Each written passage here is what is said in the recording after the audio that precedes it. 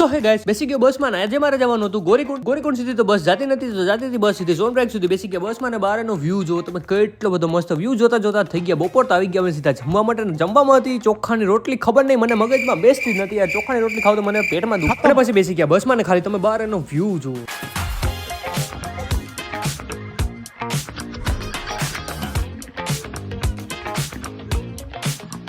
પૂરેપૂરી 10 કલાકની મુસાફરી કરીને આવી ગયા સીધા અમે સીતાપુર. અને સીતાપુર આવીને પહેલા તો પીધો અમે ચા, અને ચા પીને પછી નીકળી ગયા અમે સીધા સોનપ્રયાગ જવા માટે. સોનપ્રયાગ અહીંથી થતું હતું 1 કિલોમીટર, તો હાલીને પછી પહોંચી ગયા અમે સોનપ્રયાગ. અને સોનપ્રયાગ આપણે રોકાવાનું નતું, તો જવાનું હતું અમારે સીધું અહીંથી ગોરીકુંડ. તો ગોરીકુંડ હાલીને દૂર થતું, તો આવી ગયા સીધા અમે હેવી ડ્રાઇવિંગ વાળા બોલેરોમાં. અને આગળ જતા બહુ અતિશય ટ્રાફિક હતી ને તમે ટ્રાફિક જુઓ કેટલી બધી. અને બોલેરો વાળા હાર માન લીધી, પછી નીકળી ગયા અમે હાલીને જવા માટે. અને ગોરીકુંડ પહોંચી ગયા તો પડી ગઈ હતી સાંજ. અને પછી આવી ગયા અમે સીધા જમવા માટે. જમવામાં મસ્ત એવા છોલે ભટુરે હતા. આનું કામકાજ બહુ સારું હતું. ને પછી આવી ગયા અમે સીધા અમારા રૂમે. અને સવારમાં ઉઠીને વહેલું જવાનું હતું અમારે કેદારનાથ હાલીને. તો મળું હું તમને પાર્ટ 2 માં. મોર મિની બ્લોગ્સ માટે do like, share and subscribe. Har Har Mahadev.